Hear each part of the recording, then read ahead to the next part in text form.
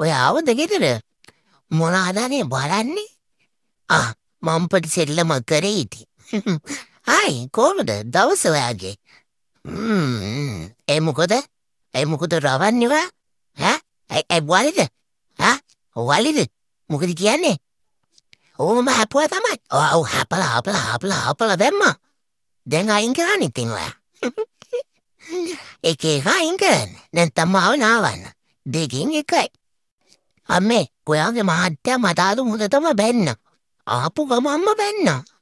කිසිම වැඩක් නැති දෙයකටනේ අර එළියේ දාලා තිබ්බ කාපට් එකක් කෑවා කියලා. ඔයාගේ මහත්තයාට නම් මම දැන් වැඩිය කැමති නැහැ. ඔයා එක්ක එයාට බනින්න නෑ වෙන වැඩක් නෑ එයාට බනින්න. හරි තාත්තා මට සෝරි කිව්වා. සෝරි කියා මාව ළඟට ගත්තා. ඇයි යන්නේ? අපි මෙන් තනියෙන් ඉන්නකොට පොඩි වැරදි වෙනවා. ඌව ලොකු දේවල් නෙමෙයිනේ මෙයාලා. ඔය කාපට් එකක් වගේද මම?